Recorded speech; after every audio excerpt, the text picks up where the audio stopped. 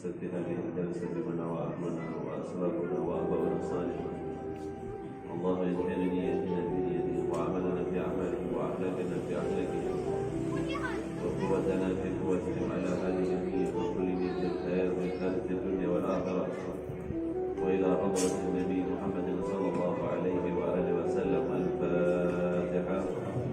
أعوذ بالله من الشيطان الرجيم. بسم الله الرحمن الرحيم. الحمد لله رب العالمين الرحمن الرحيم مالك يوم الدين إياك نعبد وإياك نستعين اهدنا الصراط المستقيم صراط الذين أنعمت عليهم غير المغضوب عليهم. بسم الله الرحمن الرحيم. السلام عليكم ورحمة الله وبركاته.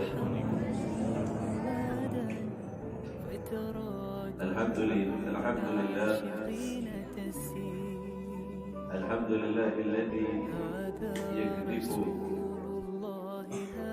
على المريدين لوعة الإرادة ويزعجهم إلى السلوك السبيل السعادة التي هي الإيمان والإبادة ومحو كل رسم وعادة. ونصلي ونسلم على سيدنا محمد سيد أهل السيادة وعلى آله وأصحابه السادات القادة. أما بعد، أيها المحترمون معالي العلماء، para tuan guru, para masyayikh, para asatidz, segera orang tua kita, hadirin hadirat yang dimuliakan oleh Allah. Alhamdulillah, segala puji bagi Allah Subhanahu wa taala yang telah memudahkan kita untuk melakukan salat berjamaah, melakukan peribadatan kepada Allah Subhanahu wa taala. Tidaklah kita mudah untuk melakukan sebuah ibadah, tidaklah kita kemudian digampangkan oleh Allah Subhanahu wa taala di dalam ibadah, kecuali Allah yang menginginkan agar kita melakukan peribadatan tadi. Salawat dan salam atas baginda Rasul sallallahu alaihi wa alihi wasallam, segenap keluarga baginda Rasul, seluruh para sahabat baginda Rasul, para tabi'in wa alaina ma'ahum wa fihim bi rahmatika ya arhamar rahimin. Amin. Pada kesempatan kali ini saya akan menyampaikan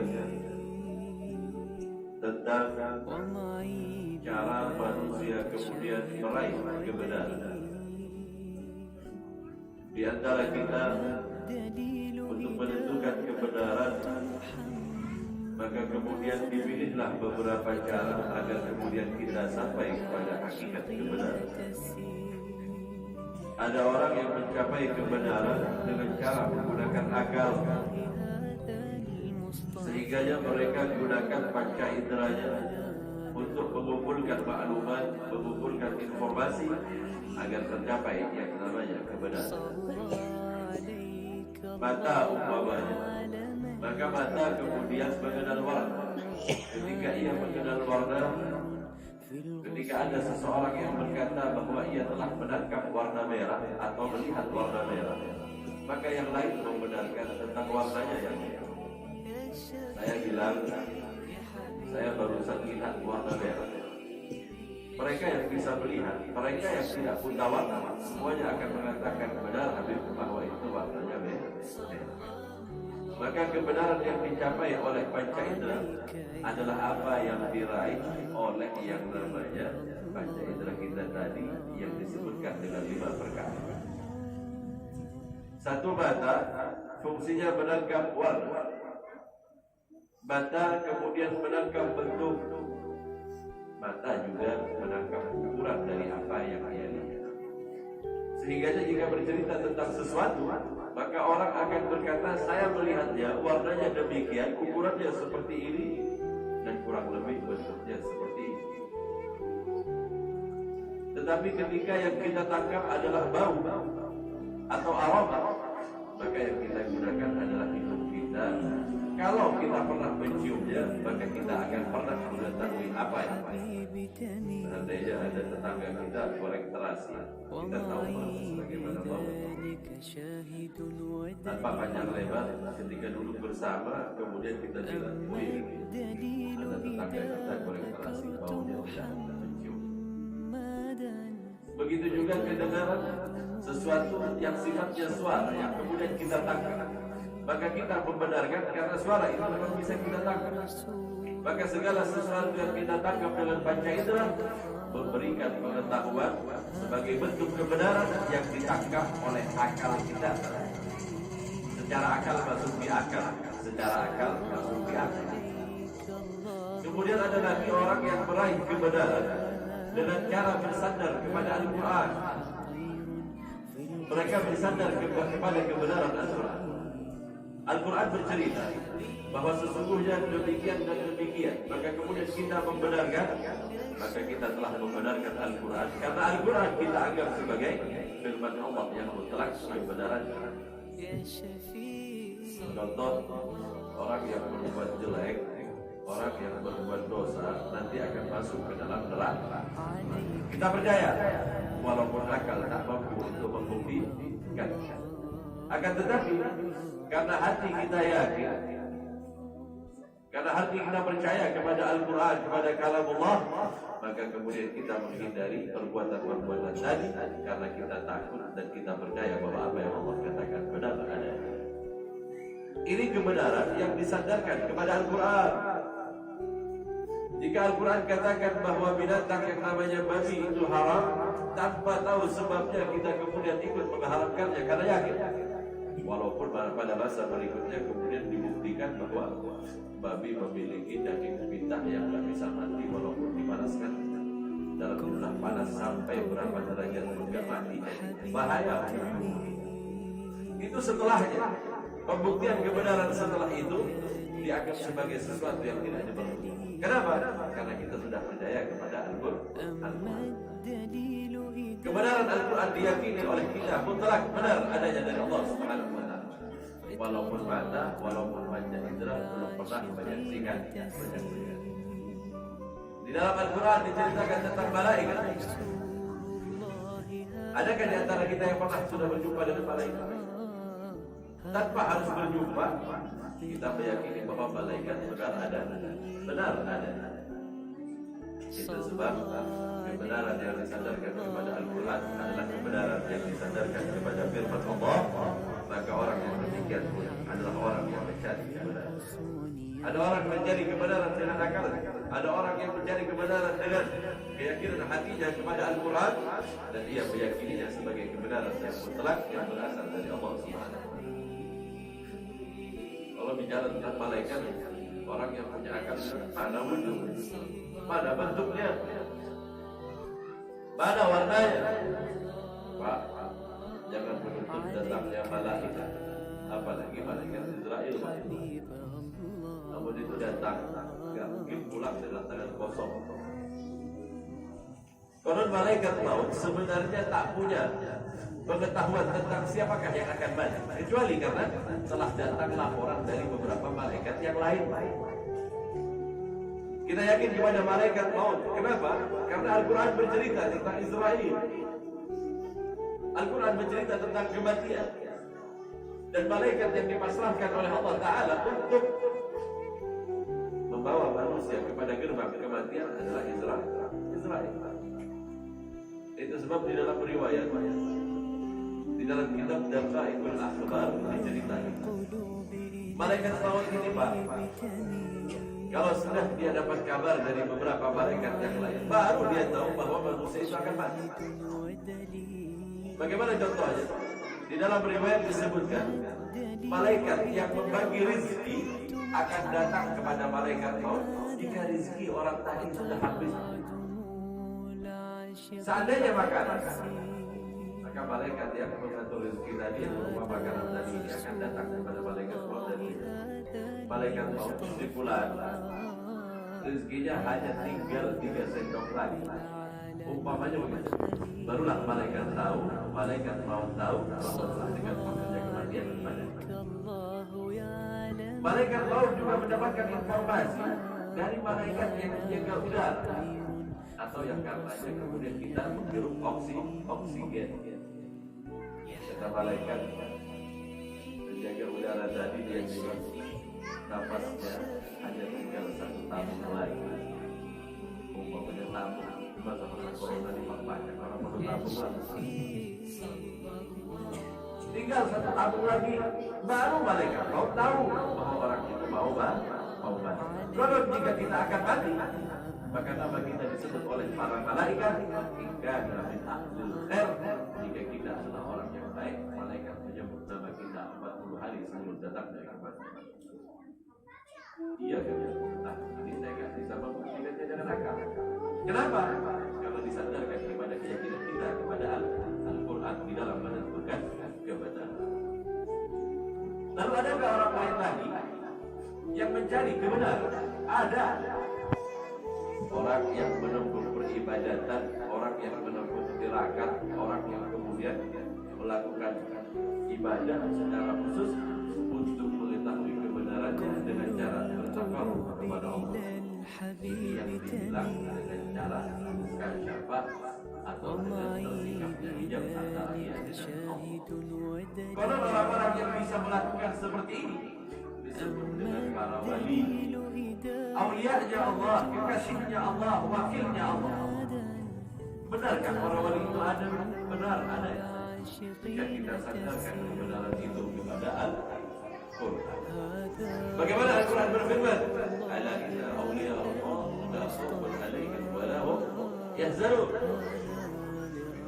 Allah bercerita sesungguhnya mereka para wali Allah tidak takut kepada segala sesuatunya dan tidak pernah bersedih karena segala sesuatu.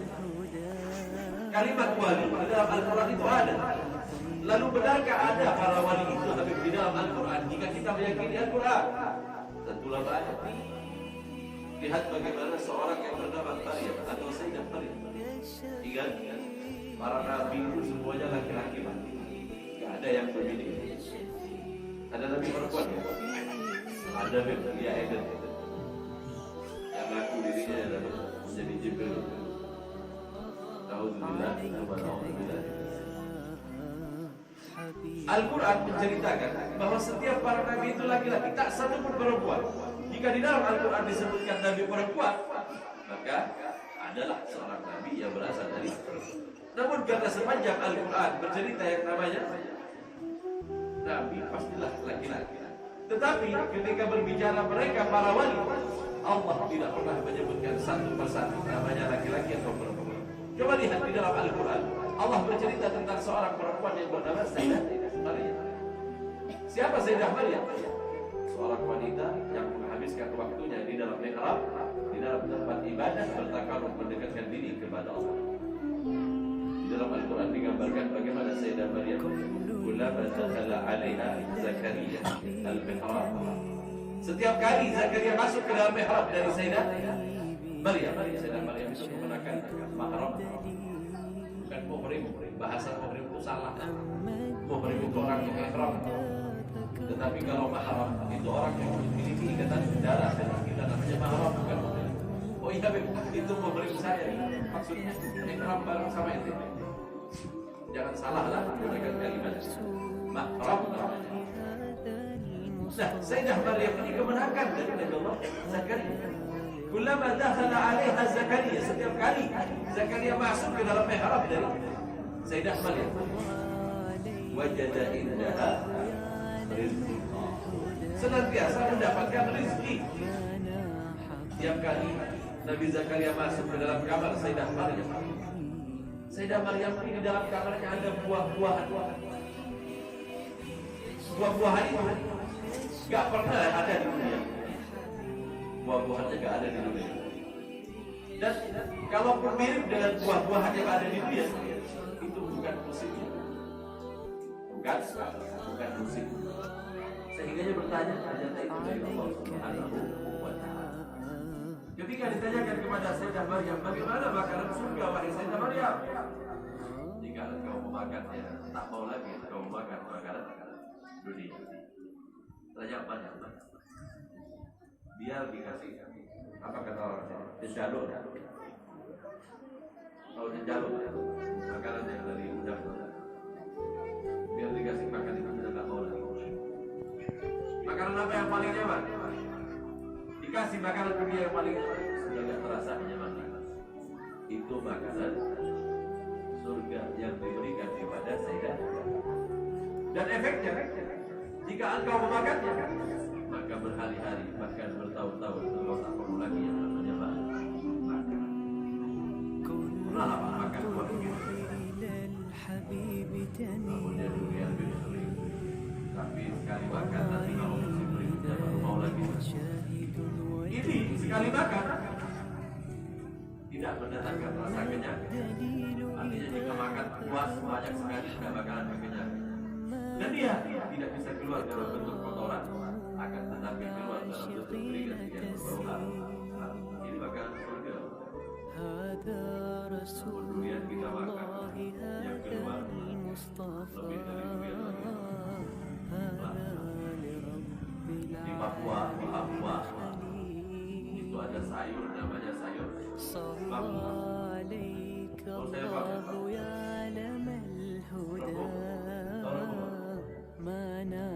masih muda, bambu yang masih muda sayur rebung juga lah. Itu makanan mereka. Kemudian mereka juga makan sayur paku.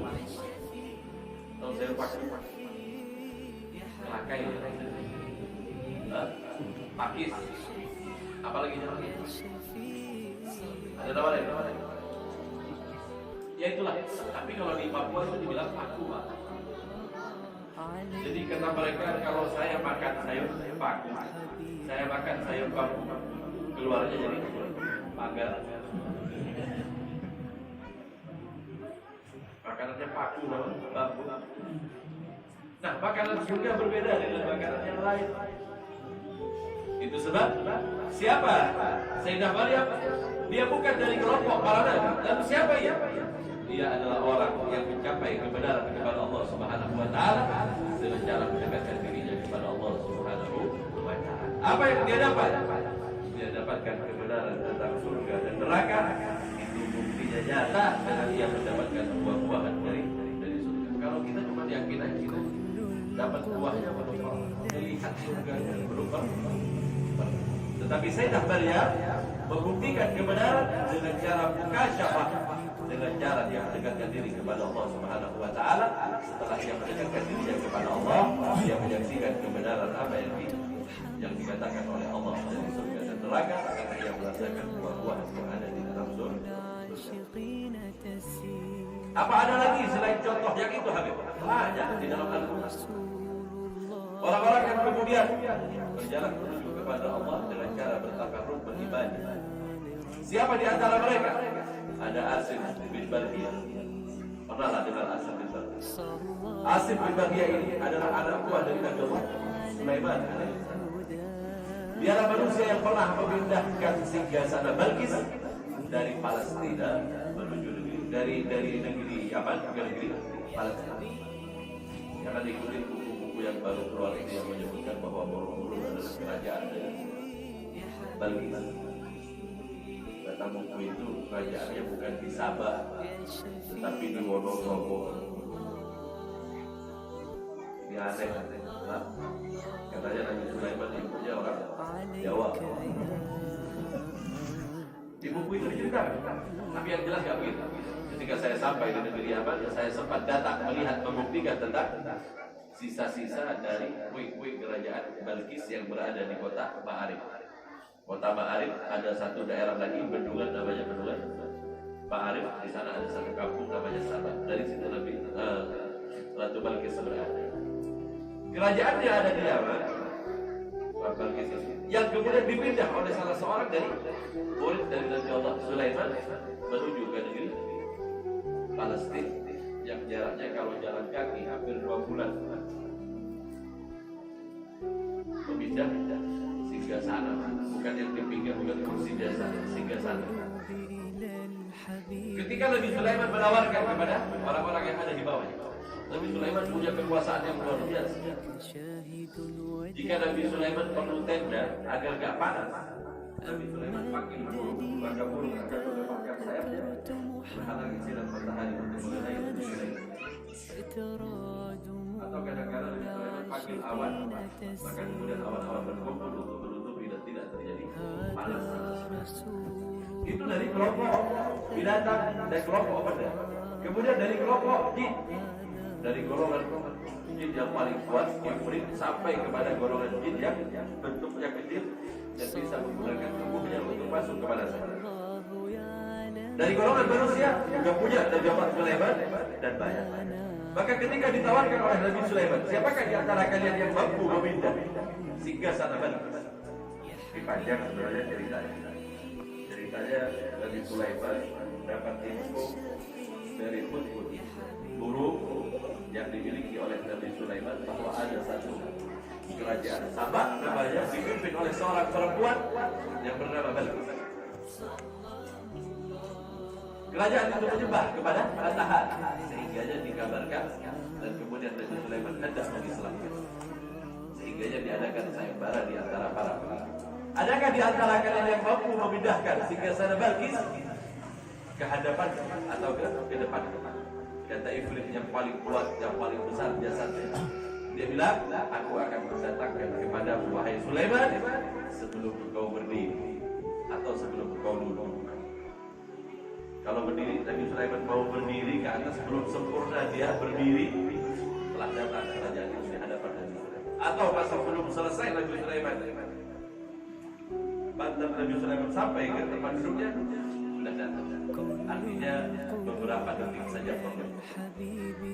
Kata Nabi Sulaiman, masih terlalu lama. Adakah yang lebih dekat, yang lebih singkat lagi waktunya? Maka kemudian salah seorang di antara mereka yang Allah berikan ilmu kita, inilah yang disebut Asif bin Bardia. Asif bin Bardia ini kemudian memindahkan singgasana Balqis. Apa kata dia?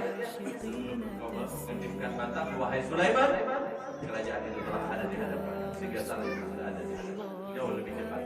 Maka kemudian Nabi Sulaiman menyuruh Asif bin Bardia. Siapakah manusia yang mampu melakukan hal yang seperti ini? Kalau bukan dia adalah seorang aulia, kalau bukan dia itu wali Allah. Karena apa? Dia dikatakan bukan sebagai seorang nabi, tetapi adalah salah satu pengikut dari Nabi Sulaiman. Apakah cerita ini masih kurang lagi? Ada cerita Nabi Allah Khidir alaihissalam yang sebagian menyebutkan bahwa ia bukanlah Nabi Allah Khidir, tetapi memiliki pengetahuan yang luar biasa, yang bahkan seorang nabi pun tak memiliki pengetahuan semisal yang dimiliki oleh Khidir alaihissalam. Nah, pengetahuan yang Allah berikan kepada Nabi Allah Khidir alaihissalam, kekuatan yang Allah berikan kepada Asif bin Bardia, makanan-makanan surga yang diberikan oleh Allah Subhanahu wa taala kepada Sayyidah Maryam, itu mereka kemudian disebut sebagai aulia. Mereka mencapai kebenaran, mereka menyentuh kebenaran dengan jalan bertakarrub kepada Allah, mendekatkan diri kepada Allah, menghabiskan waktunya beribadah. Sehingga yang mereka menemukan kebenaran-kebenaran, dan kebenaran yang mereka dapatkan tidak bertentangan dengan kebenaran yang ada di dalam Al-Qur'anul Karim. Maka tiga hal inilah yang kemudian menjadi cara manusia untuk menggapai kebenaran. Kebenaran akal ditentukan oleh kemampuan panca indera kita. Namun dia rusak saja salah satu panca indera kita, kita sudah tidak mencapai hakikat kebenaran secara akal. Kuping aja saja satu, dengar nggak dengar aja sudah. Kupingnya bunyi seperti mesin lampu kalau sudah mati genset, kayaknya bunyi mesin genset sudah mulai rusak.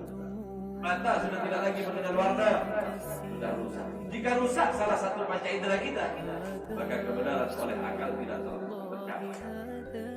Jika pemahaman kepada Al-Quran tidak punya, bagaimana mereka akan mencari kebenaran dengan menggunakan Al-Quran? Lalu bagaimana orang yang akan menuju kepada Allah Subhanahu wa taala tanpa ilmu? Maka ketahuilah, para wali adalah manusia yang dipilih oleh Allah Subhanahu wa taala untuk mendapatkan kebenaran. Itu sebab para wali di dalam akidah kita, di dalam keyakinan kita, para wali itu benar ada. Siapa mereka para wali? Biasanya mereka yang mencari kebenaran dengan cara beribadah, bertakarrub kepada Allah Subhanahu Subhanahu wa taala, seorang wali pastilah mereka orang-orang yang menghabiskan hidupnya di dalam ibadah. Ini ada wali tapi nggak pernah sholat, nggak pernah apa? Percaya. Tapi kalau omongannya sudah sampai kepada Allah, banyak orang seperti itu.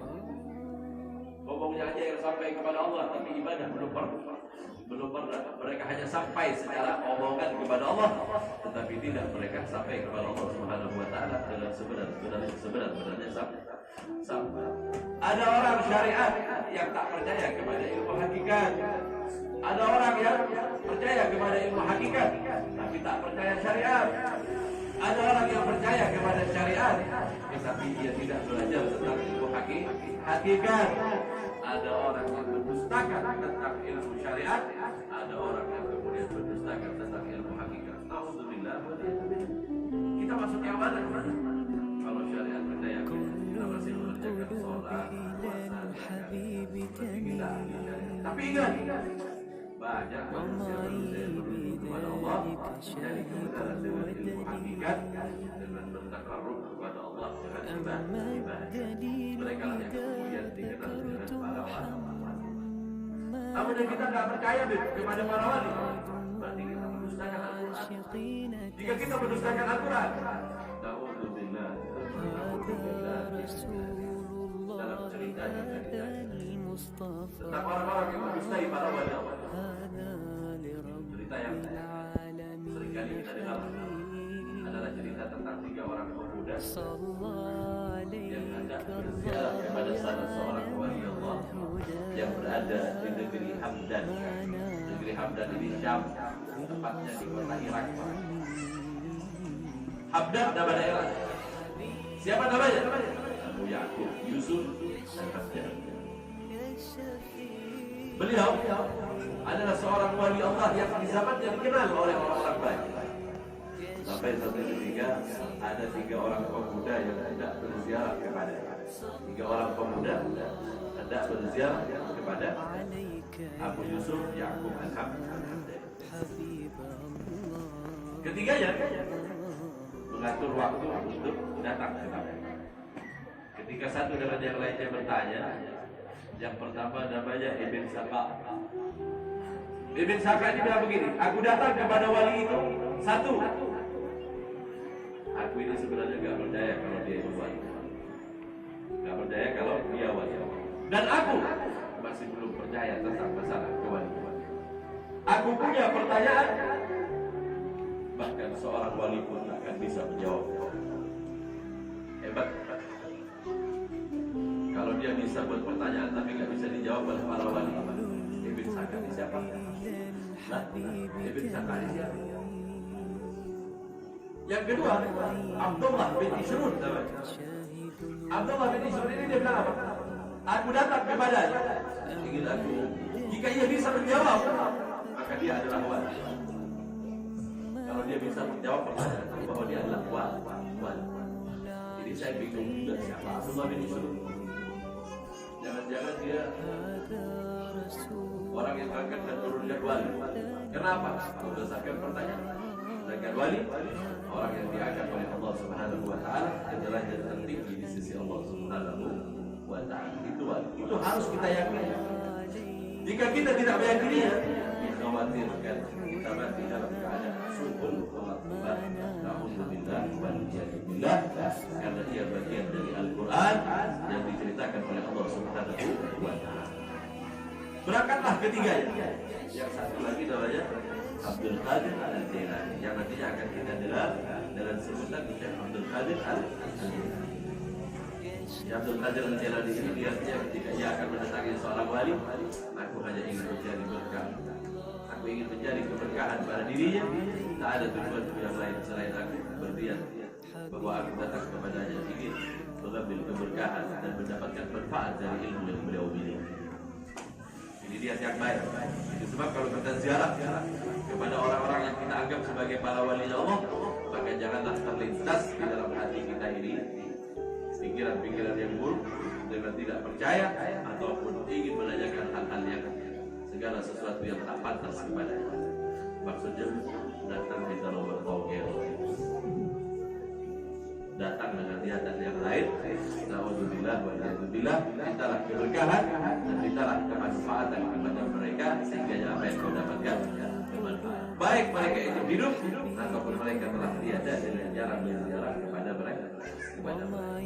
Datanglah ketiganya. Ketika ketiganya ini datang di hadapan Abu Yusuf Ya'qub Al-Hamdani ini, maka apa kata beliau? Belum lagi mereka duduk, telah ditunjuk satu-satu. Engkau, wahai Ibn Sakal, aku melihat api kekuburan di mata dan tidaklah engkau mati kecuali engkau akan itu berusia dengan kekuburan. Dan engkau, Abdullah Ibn Ishrud, ini datang belum kenalkan diri, sudah disebut namanya sampai di sana.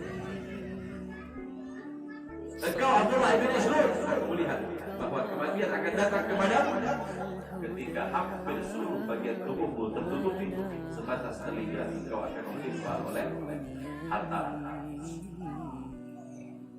Dan engkau wahai Abdul Qadir, apa kata Abu Yusuf Ya'qub Al-Hamdani kepada Abdul Qadir? Ka'adni bika yawman wa qad qulta wa anta 'alal kursi. Aku melihat wahai Abdul Qadir, suatu ketika engkau berdiri di atas kursi. Engkau duduk di atas kursi. Engkau duduk di atas kursi, kemudian engkau berkata, "Jajabai hadha ala rahmatil kulli waliyyin lillah." Dua telapak kakiku ini nantinya akan ada di pundak para wali Allah. Sehingga dikenallah Abdul Qadir dengan sebutan Sultanul Auliya, karena dia yang bagus ketika datang kepada wali Allah. Dan sudah dikasyaf apa yang akan datang kepadamu, apa yang nanti akan kau katakan. Engkau akan berkata begini, suatu ketika kau akan duduk di atas kursi, kemudian kau berkata, kedua telapak kakiku ini berada di pundak para wali-wali Allah Subhanahu wa Ta'ala.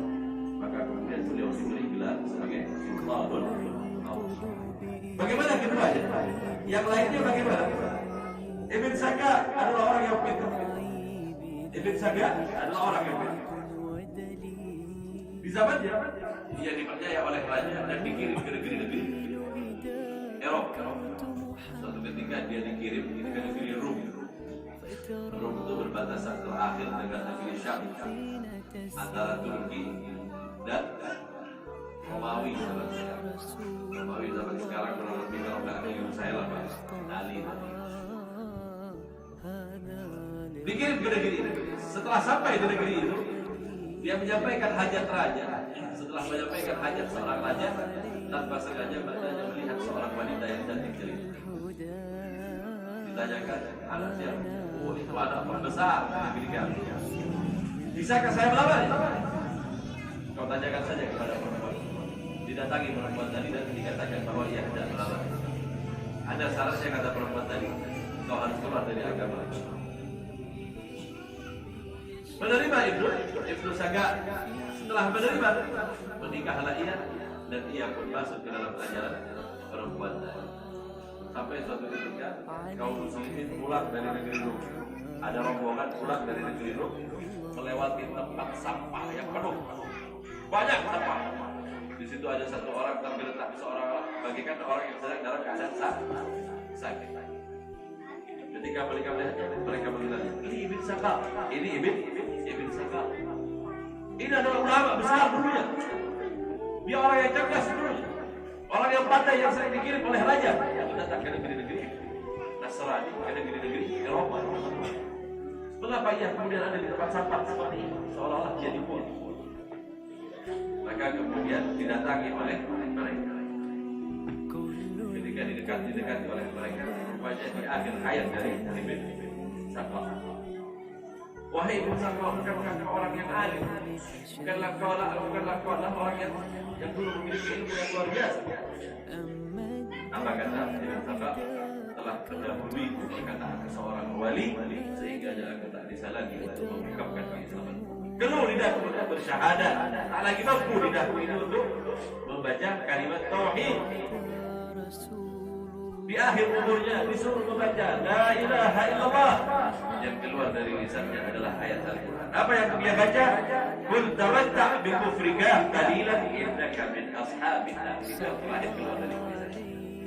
berlipat-lipatlah dengan kekufuranmu, karena sesungguhnya kau termasuk kepada penghuni neraka yang dikeluarkan dari lisannya sendiri. Na'udzubillah wa na'udzubillah, sebab kekurangan jalannya kepada wali Allah Subhanahu wa ta'ala. Bagaimana dengan Abdullah bin Ishrud? Abdullah bin Ishrud, dia menjadi orang yang kaya raya, perdagangannya sukses, sehingga dia memiliki satu gudang kekayaan yang baik. Uangnya disimpan dalam satu bangun. Suatu ketika dia mau memeriksa keuangan tentang bagaimana didapati, dia kemudian tertimbun oleh hartanya sampai ke batas telinganya, dia mati di dalam gudang hartanya sendiri. Na'udzubillah. Bagaimana dengan Syekh Abdul Qadir Al-Jilani?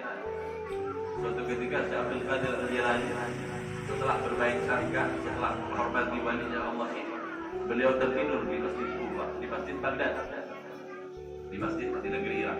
Beliau ketiduran. Ketika tidur dalam posisi duduk, beliau bermimpi baginda Rasul sallallahu alaihi wasallam. Ketika bermimpi baginda Rasul, kata baginda Rasul, "Iftah bukalah mulut wahai Abu Hurairah." Kemudian Rasulullah fakta pada Nabi sallallahu alaihi wasallam, baginda Rasul kemudian meludah ke dalam mulut dan bersamaan dengan itu ada Sayyidina Ali bin Abi Thalib. Bermimpinya bukan Rasulullah saja, Rasulullah bersama Sayyidina Ali bin Abi Thalib. Maka kemudian aku berkata kepada Sayyidina Ali bin Abi Thalib, "Wahai Ali, meludahlah ke dalam." Bagaimana aku akan meludah? Saya kata kita ada ludah baginda Rasul di dalam mulut. Saya akan bakalan tambahin lagi, sudah cukup ludah baginda Rasul sallallahu alaihi wasallam. Bangun subuhnya, setelah melakukan salat subuh, beliau tiba-tiba di masjid berkumpul orang ramai dan beliau diminta untuk memberikan tausiah. Pertama kali beliau menyampaikan tausiah, banyaklah orang-orang yang mendengarkan tausiahnya pingsan di mana-mana karena melihat setiap kalimat-kalimat yang keluar dari mulutnya adalah hikmah yang luar biasa. Sejak saat itulah kemudian beliau dikenal dengan sebutan Sultanul Auliya, para pemimpinnya, para wali Allah Subhanahu wa ta'ala. Karena apa? Baik sangka kepada seorang wali, percaya kepada wali.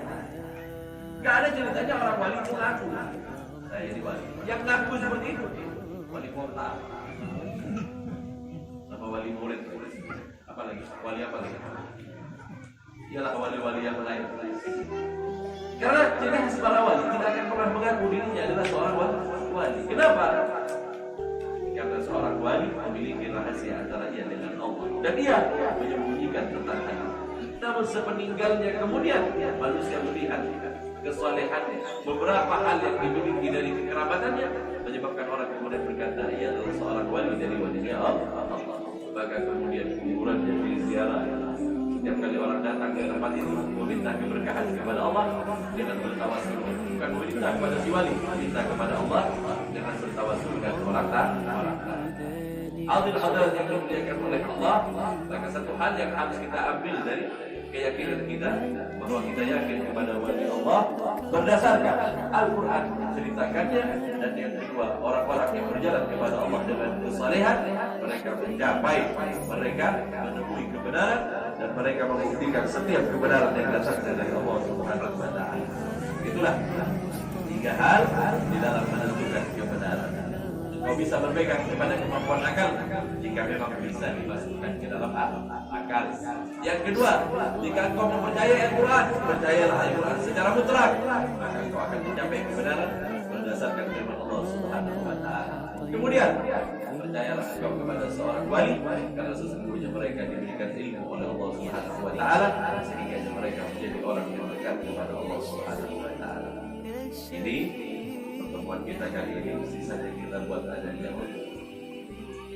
Baik tentang apa yang saya sampaikan tentang mencapai kebenaran ataupun apa saja. Tapi jangan ditanya yang umum-umum, tanya yang berkenaan dengan apa yang saya sampaikan ataupun dengan hal yang bersifat keagamaan. Jika bisa saya jawab, jika enggak nanti saya jadikan jawabannya. Wallahu a'lam bishawab.